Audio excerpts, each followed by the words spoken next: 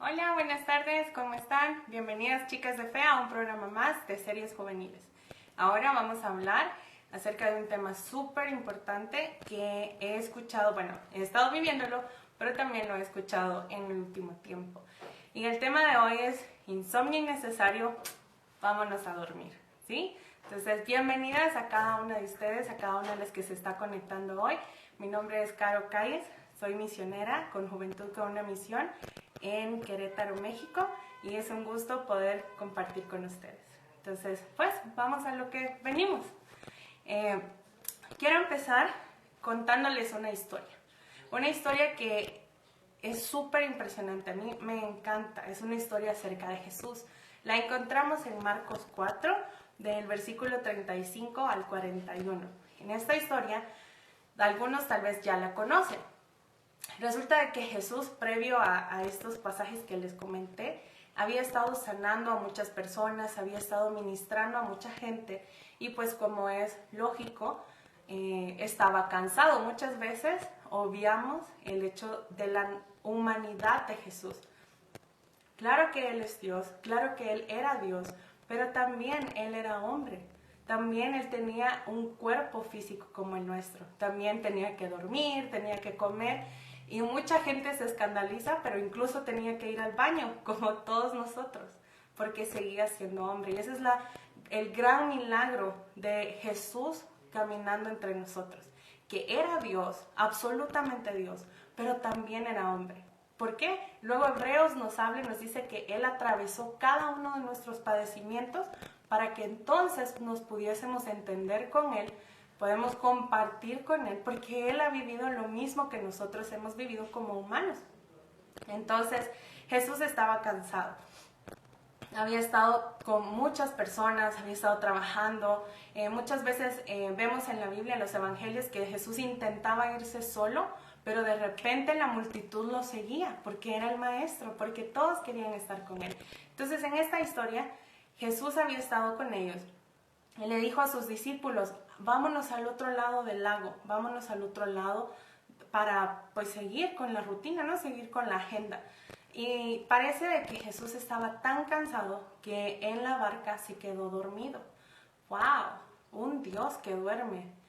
Eso no era algo de lo que alguna vez en las sociedades alrededor, en el tiempo de Jesús y posterior en el tiempo de los Hechos, hubiesen podido escuchar. Porque este es un Dios con el cual nos podemos relacionar.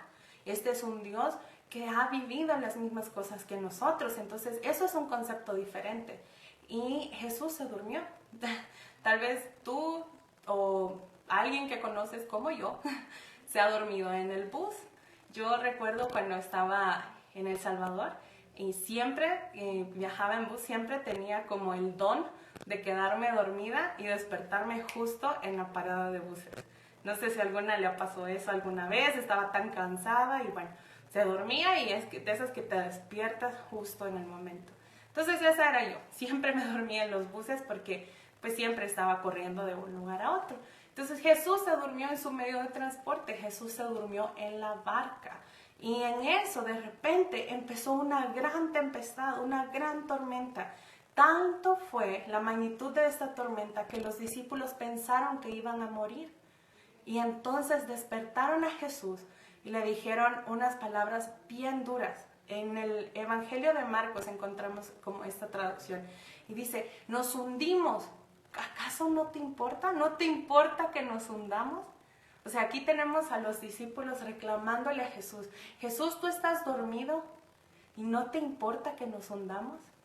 O sea, qué bonito momento para tomar una siesta. Qué bonito momento para ponerse a dormir, justo cuando estamos a punto de perecer. Eso casi que era lo que estaban diciendo los discípulos. Entonces, ¿qué hizo Jesús? Jesús se levantó y calmó la tempestad, así. Shh, cálmese. Y calmó la tempestad. Y Jesús viene y les dice, ¿por qué no tienen fe? Obviamente estoy parafraseando toda la historia. Si usted tiene la oportunidad de tener su Biblia, por favor, léalo. Vaya ahí y lea Marcos 4 del 35 al 41 y también lo va a encontrar en Lucas y en Mateo 8. Ahí también va a encontrar esa historia. Entonces Jesús se levanta lo despiertan y se levanta y calma la tempestad. Y luego les dice, ¿por qué no tienen fe? Y es la gran pregunta que yo creo que hoy podemos hacernos en nuestros corazones si estamos pasando un momento de tribulación. Estas personas, los discípulos, habían caminado con Jesús mucho tiempo ya. Justamente antes de entrar a la barca, habían visto a Jesús sanar enfermos, hacer cosas imposibles posibles. Y ahí se encontraban junto al Maestro, sufriendo de miedo. ¿Se les olvidó? El Maestro, el Creador. Dice Juan 1, en el principio era la palabra, y la palabra era Dios. Y la palabra es Jesús, la palabra es Cristo. El creador de todo, el creador del cielo, el creador de la tierra. Por Él y para Él, dice la Biblia, que fueron creadas las cosas, todas las cosas que nos rodean. Y justo ahí, en medio de un mar, en medio de un lago realmente, en Capernaum, en Galilea, se encontraban estos hombres que habían visto al Maestro operar en milagros prodigiosos. Y Él estaba descansando y tuvieron miedo. Y pensaron que iban a morir. Entonces, con esta historia quiero que empecemos a hablar acerca de nuestro tema.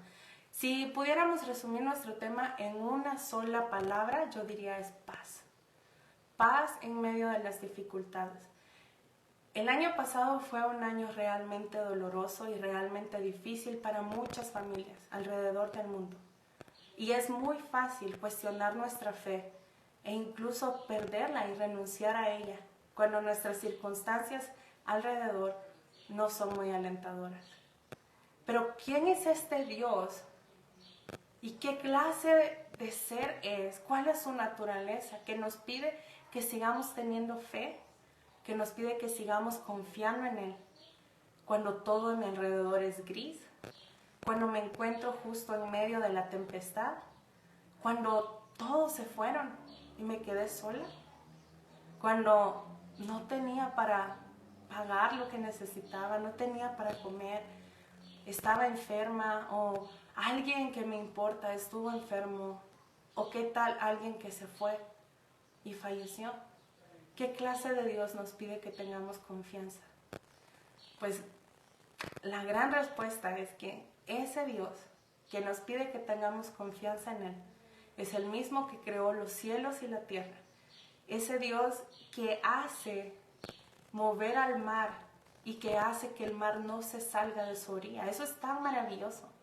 Nosotros en El Salvador tenemos la oportunidad de ir a la playa de una forma muy fácil. En el lugar donde yo vivo, en México, la playa es lejísimos. Hay que manejar muchas horas para llegar a la playa. No es tan fácil como en mi país.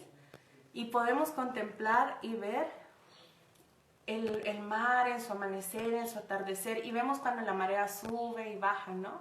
Y si tú eres más como fanático de eso, empiezas a aprender acerca de los movimientos del mar, cómo funciona, lo que han logrado investigar, y es todo un mundo debajo del agua. ¿Quién le dice al mar que no se salga de su orilla? ¿Quién le dice al mar que está en la costa que no llegue a la montaña? ¿Sabes quién? El mismo Dios que te pide que tengas confianza. El mismo Dios que nos dice, aquí estoy. El mismo Dios que dijo, no te dejaré ni te desampararé.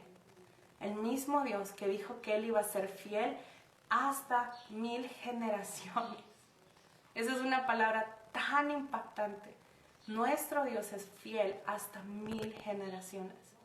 Si tú haces la cuenta de cuántas generaciones conoces, probablemente no lleguemos ni a 10. Pero nuestro Señor dice que si nosotros respondemos a Él, Él va a ser fiel con nosotros y hasta 1000 generaciones. O sea, esos son muchos nietos de nietos de nietos. ¿Sí me explico? Entonces, quiero también definir el concepto de temor. ¿Y sabes qué? Tener temor, vamos a ser honestas, tener temor no está mal. Tener temor es algo natural. Ahora, habitar en el temor, habitar en la angustia, ya no es normal.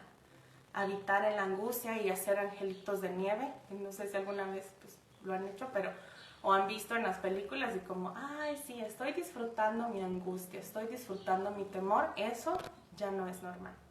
Pero sentir miedo, sentir pánico, sentir angustia, sentir que no sé qué va a pasar, quiero darte un poquito de libertad y quiero decirte, está bien, porque el temor viene a raíz de nuestra falta de control. Y vamos a hablar un poco más acerca de eso. Quiero leerles la definición de temor.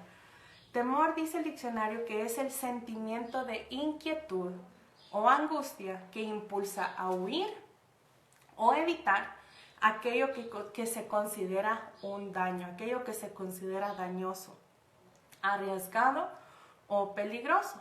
Eso es el temor, por definición. Y la preocupación dice que es darse, entregarse a la ansiedad, permitir a la mente de uno habitar. Esa es una gran palabra. ¿Sabes por qué? Porque es la misma palabra que de la Biblia traducimos en que el Espíritu de Dios habita en nosotros. Pero la preocupación hace que nosotros habitemos en angustia. Qué extraño, ¿no? Dios nos da su Espíritu Santo para habitar en medio de nosotros, pero la preocupación, el miedo, nos entrega a nosotros a habitar en la angustia, en la dificultad o en los problemas. Es un estado de ansiedad e incertidumbre sobre problemas potenciales. Esta es una gran palabra, sobre problemas potenciales. Si bien es cierto, puede hacer que tengamos un problema, ¿no? ¿Qué tal que el problema es me quedé sin empleo? Sí, se oye fácil decirlo, no es fácil vivirlo, yo lo sé. Pero quizás el problema es me quedé sin empleo.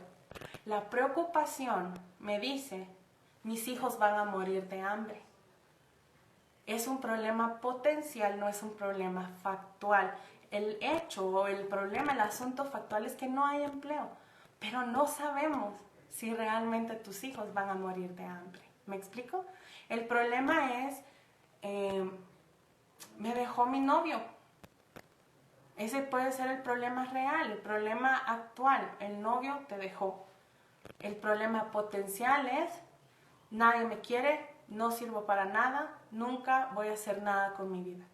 No es real, no podemos determinar, nosotros no podemos determinar lo que va a pasar mañana, para ser honestas. Entonces, nadie me quiere, soy una cucaracha, me voy a quedar toda la vida sola, qué sé yo.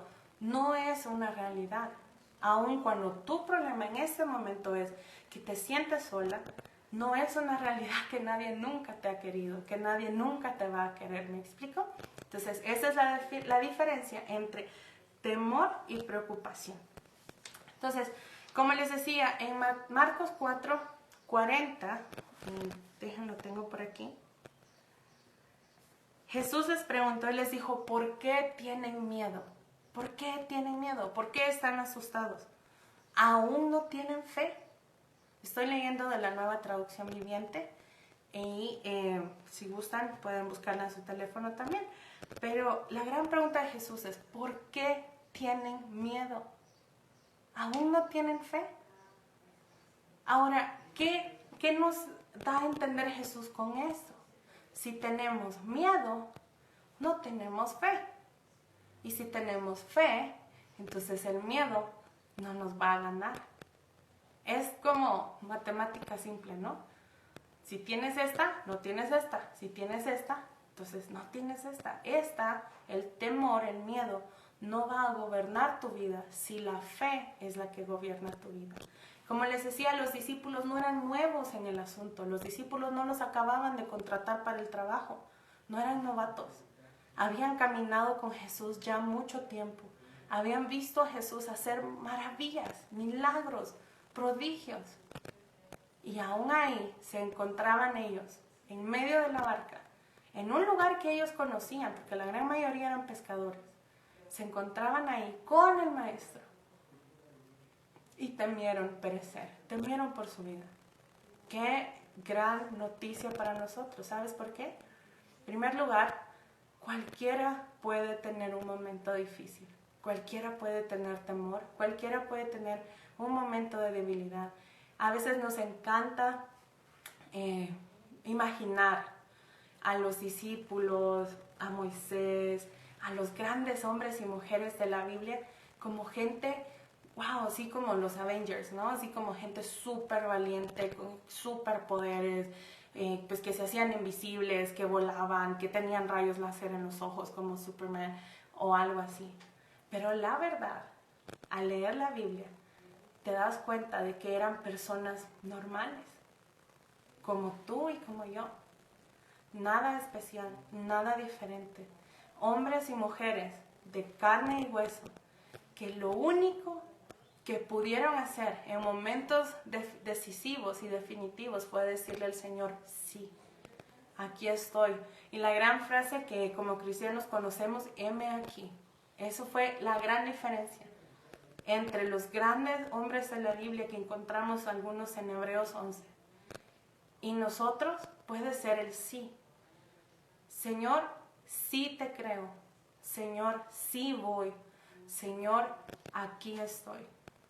O sentarnos a hacer un berrinche y decir, ¿dónde estás, Dios? ¿Dónde estás? ¿Por qué no te veo? ¿Por qué te fuiste? ¿Dónde estás? Y la última vez que tuve la oportunidad de compartir en el programa de series juveniles, volvíamos a recordar aquel poema de las huellas. Y cuando el hombre no veía, solo veía un par de huellas, se le hizo súper fácil, ¿no? Como a todos se nos hace fácil reclamar a Dios y decirle, ¿dónde estabas en los momentos de dificultad? Y el Señor le contestó, las huellas que tú ves eran las mías, no las tuyas, porque en tus momentos de dificultad yo te cargaba. Algo así va el poema. Entonces es lo mismo, se nos hace fácil volver a Dios y decir, ¿dónde estabas? ¿Dónde estás? ¿O qué tal los discípulos? ¿Por qué te dormiste? Tal vez muchas veces hayas sentido que Dios se durmió, hayas sentido que Dios se fue de vacaciones, o que te puso la ley del hielo, que no te va a hablar, que te está ignorando, que no importa cuánto ores, cuánto pidas, cuánto clames, no hay respuesta, porque quizás está dormido. Pero aún si Él estaba dormido en la barca, aún cuando Él estaba dormido en la barca, su presencia seguía ahí. Entonces, ¿de qué aprendemos de eso? Aún si nosotros no escuchamos del Señor, aún si nosotros no lo vemos como tal obrar en medio de nosotros, no quiere decir que su presencia no esté. Entonces, con esto quiero animarte, que no sé cuál es tu situación, no sé cuál sea la dificultad o la tormenta en la que te encuentres, pero quiero decirte con toda seguridad que aun si no puedes ver, sentir o escuchar a Dios, su presencia está ahí contigo. Y tú puedes correr a los brazos del Padre y encontrar refugio, encontrar consuelo, encontrar amor. ¿Sabes por qué? Porque eso es quien Él es. Un Padre bueno y un Padre amoroso que siempre está para sus hijos. Él no es un Padre ausente, Él no es un Padre que nos abandona. Tal vez a ti como a mí, nuestro papá nos abandonó cuando éramos pequeños y hemos sufrido eso. Y tal vez sea difícil imaginar a Dios de esa forma fiel, que permanece, que no tengo que ganarme el derecho a hablarle y todo eso, ¿no? Pero quiero que sepas con toda seguridad, si necesitabas escuchar esto, Dios no es así. Él siempre está. ¿Sabes por qué? Porque Él es omnipresente y también es atemporal. Nuestro tiempo, nuestra forma de entender el espacio no es la misma de Dios. Entonces, para Dios sí se le hace súper bien poder estar contigo, donde sea que estás viendo este video, y conmigo aquí, en este lugar en donde me encuentro. Se le hace fácil a Dios estar con mi familia que está en otro país y conmigo en este otro país. ¿Por qué? Porque Él es atemporal y Él es omnipresente. Entonces, aprendemos de lo que acabamos de reflexionar. Uno, es que nadie es inmune al temor. Incluso los grandes hombres y mujeres de la Biblia sintieron temor. Incluso los discípulos que caminaron con Jesús sintieron temor. y dudaron. Entonces, si tú has estado ahí, por favor, no te condenes. Ten misericordia hacia ti misma y no te condenes. Simplemente regresa al Padre y pregunta al Padre tus dudas. Hazle al Señor las preguntas que hayan en tu corazón.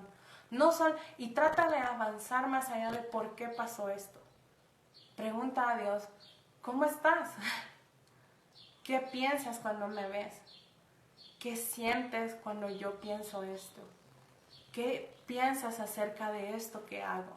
¿Quién eres tú? Las grandes preguntas que no siempre nos atrevemos a decirle al Señor. Pero está bien. Nosotros, como mi comunidad de misioneros, siempre tenemos un dicho, decimos, Dios es un chico grande para entender tus preguntas, para recibir tus preguntas. ¿Sabes por qué? Porque a veces hemos escuchado, se nos ha enseñado, hemos pensado, hemos creído por algún motivo que no podemos preguntar nada a Dios. Entonces, cuando venimos a preguntar, lo único que preguntamos es, ¿por qué a mí? ¿Por qué yo?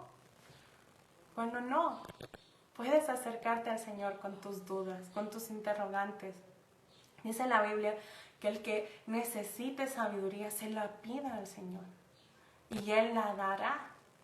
Y así encontramos muchos pasajes donde un gran amor de Padre es derramado en cada versículo. Y dice, donde si necesitan algo, pídanme y yo se los daré. Pero se nos es fácil solamente correr al Señor cuando necesitamos dinero. La mayoría de grandes problemas de la mayoría de personas es dinero. Y entonces corremos y decimos, sí, la Biblia dice, pidan y recibirán. Entonces, Señor, ahora quiero pedirte porque necesito dinero. Dios puede hacerlo. Si tú necesitas, pídele y Dios puede hacerlo. De verdad. ¿Por qué? Porque $1 para Él es exactamente lo mismo que $1,000. Porque Él es el dueño de todo. Pero no solo corras al Señor cuando necesitas dinero. Estamos plagados de muchas opciones de prosperidad alrededor nuestro. Donde prometen el cielo y las estrellas. Donde parece que están promoviendo un multinivel. No seas así. Tú eres mucho mejor que esto, chica de fe. Tú eres una chica de fe. Ve a aguas más profundas con el Padre. Pregunta cosas más profundas al Padre. Que te enseñe. Y Él está encantado de enseñar a sus hijos. Entonces, esa era una. Nadie es inmune al temor. Puedes acercarte al Señor en tu condición, con tus preguntas, y Él va a seguir estando ahí. La 2 es la que les decía. Jesús puede estar al lado nuestro y aún así ignorarlo. Puede estar al lado nuestro, pero como estamos emberrinchadas, vamos a seguir diciendo, ¿por qué a mí? ¿Por qué no te oigo? ¿Por qué no estás? Y tiramos un berrinche y una pataleta. Y quizás Jesús está justo a nuestro lado. Quiero contarte algo bien interesante que yo me ponía a pensar cuando estaba estudiando esto.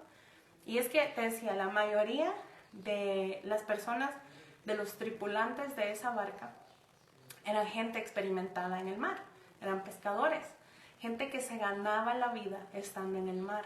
Te puedo asegurar que no era la primera tormenta que alguna vez hubiesen enfrentado. Si tú y yo, no sé, pues si tú tienes más experiencia, pero si yo voy con una lanchita al Océano Pacífico, yo solita probablemente no voy a saber qué hacer. Pero yo he estado escasamente 2-3 veces en una lancha, alguien más la ha dirigido en el mar. Entonces yo no voy a saber qué hacer. Pero estos hombres eran gente que se dedicaba a eso, probablemente desde su niñez. La mayoría, sus padres se habían dedicado a eso. Encontramos personas como Juan y Santiago y, no recuerdo el nombre del otro, pero el hermano de Juan, y que su papá era pescador y tenía una empresa de pescar. Entonces no era gente que no supiera, esta gente era experimentada y yo casi podría apostar, porque así somos los humanos, en que ellos intentaron resolverlo por su cuenta primero, en sus propias fuerzas. Como, a ver tú, Pedro, haz para allá, o tú Juan, jálale de por allá, o tú fulano, no sé qué, tira esta piedra, tira esta ancla, no sé cómo funciona, pero te puedo apostar que lo intentaron en sus fuerzas primero. Entonces, aquí viene un gran asunto, que es el control. ¿Sabes cuándo entramos en pánico?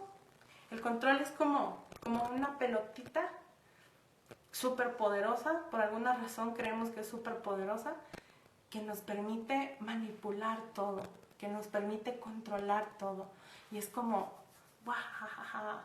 Con esto voy a tener todo. Si yo hago esto, voy a tener esto. Y somos controladores. Y vivimos en sociedades que nos enseñan a controlar. Y hemos sido controlados y queremos seguir controlando. Y de repente tienes personas, no voy a profundizar en esto, ni voy a brindar mi opinión al respecto, pero de repente tienes personas que están en una relación, día 1 de la relación, y están preguntando a su pareja, sea cual sea su sexo, ¿no?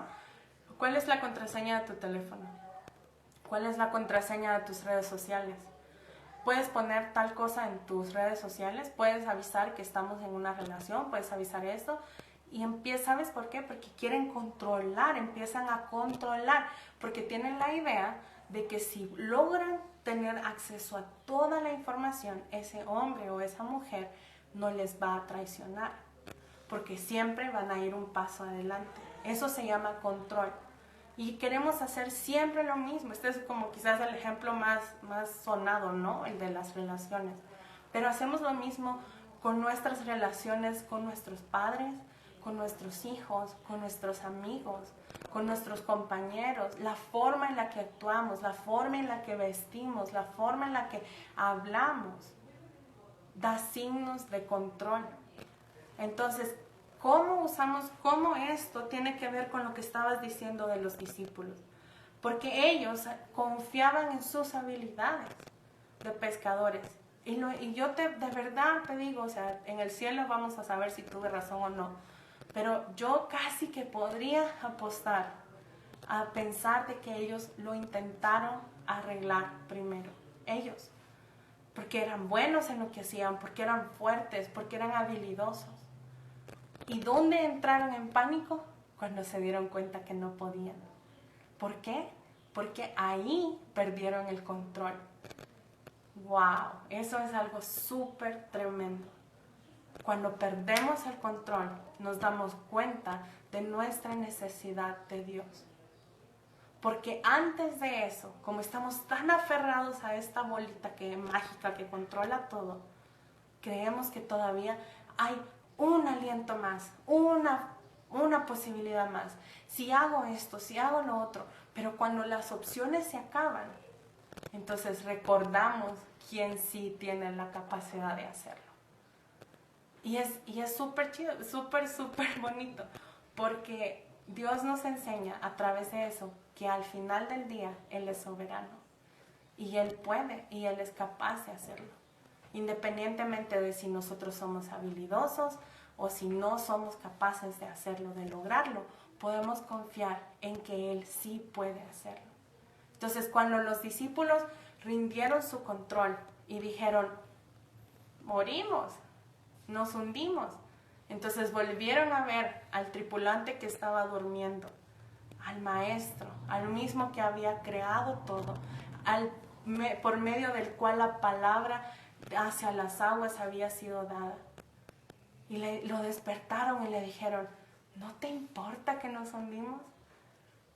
¿No te das cuenta, Jesús, que ya intentamos todo y nos seguimos hundiendo? Señor, he venido a la iglesia tantas veces en la semana y me sigo hundiendo.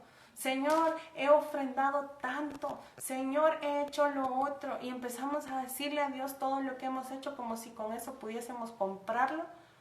Y al final sentarnos a llorar y decir, ¿no te importa que nos hundimos? Y Jesús, tan lindo como siempre, se levanta como se levantó en la barca, calma la tempestad y les dice, ¿por qué tienen miedo? Ahora, yo te voy a dar un poquito ahí de imaginación mía. ¿Por qué tienen miedo? Que no se fijan que aquí estoy yo, que no se dan cuenta que yo sigo aquí, que no pueden pensar en todo lo que han visto sus ojos y sus oídos han oído. Y recordar que ese mismo que libera a los endemoniados está en medio de ustedes y es capaz de hacerlo. Y entonces los discípulos al final de esta interacción se quedan espantados y dicen, ¿quién es este que el viento y el mar le obedecen? ¿Quién es este al que todos los elementos naturales le obedecen? Pues nada más y nada menos que el mismo que les dio vida, el mismo que los trajo a existencia. Entonces, ¿cómo podemos concluir con todo esto? En Juan 14:27, me voy a cerrar la parte de Marcos de la historia, ¿no? En Juan 14:27.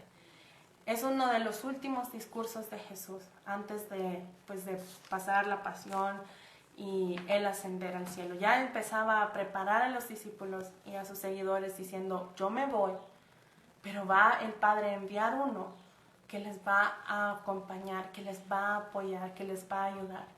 Juan 14:27 me encanta y dice, les estoy dejando un regalo. Paz en la mente y en el corazón. Y la paz que yo les doy es un regalo que el mundo no les puede dar. Entonces, no tengan miedo ni se tormenten. Este es el regalo de Jesús. Si pueden leer todo el capítulo 14, es súper bonito y les va a animar mucho. Pero quiero cerrar con este versículo, que era el versículo base de este día. Jesús nos dejó un regalo. ¿Por qué? Porque Él es bueno. Y el regalo es algo por lo que la gente paga mucho dinero ahora en día. Y la gente busca y busca y busca. Y es paz en la mente y paz en el corazón. Y dice que este regalo no lo podemos obtener de nada del mundo, porque nada nos lo va a poder dar. Sino que este regalo viene de Él. ¿Sabes por qué? Porque Él es. Él es y Él será lo que será y lo que nosotros necesitemos. Porque Él es Dios y Él sigue siendo fiel. Entonces, chica de fe, como te decía, no sé cuál sea tu circunstancia, no sé cuál es la tormenta que estás pasando, pero quiero decirte que Jesús prometió que te dejaba un regalo, el regalo de la paz en tu mente y en tu corazón. Entonces, la siguiente vez que no puedas dormir en la noche, la siguiente vez que no puedas avanzar con tu día, recuerda estas palabras. Jesús me ha dejado un regalo y es la paz en mi mente y la paz en mi corazón. Entonces, esto tiene que darme ánimo. Esto me va a impulsar a dar una bocanada más de aire. Esto me va a impulsar a dar un paso más. Si estás atravesando situaciones como depresión o ansiedad, quiero recordarte que Jesús sí sabe lo que tienes. Jesús sí entiende lo que tienes y por eso Él nos dejó este regalo. Paz en tu mente y paz en tu corazón. Abre las cortinas de tu cuarto, sal a la luz aunque sea doloroso. Toma una ducha si no has tomado una. Levántate, maquíllate, haz lo que sea que te haga feliz y sal a caminar con tu Señor, con el amado de nuestra alma, porque Él nos ha dado paz en la mente y paz en nuestro corazón. Entonces espero que esto les haya servido, espero que hayan podido aprender algo. Entonces si quieren pueden enviar sus peticiones de oración en un comentario y voy a esperar como 30 segundos. Si alguien tiene una petición, bueno, pueden encontrarnos en las redes, por favor síguenos. Si esta es primera vez que ves el video, el Ministerio Chica de Fe es un ministerio internacional, es una comunidad de chicas donde unas a otras estamos compartiendo constantemente asuntos de fe, asuntos que puedan alimentar nuestra fe y nos ayuden a poder caminar, nos ayuden a tener esa paz y esa confianza en nuestro corazón, en nuestro Señor. Respondemos a Jesús, solamente a Él, al Padre, al Espíritu Santo, y confiamos y creemos en la obra que Él está haciendo en nuestras vidas y que puede hacer en otras personas. Así que ha sido un gusto para mí poder compartir con ustedes desde México. Un saludo a todos y un abrazo. Bendiciones.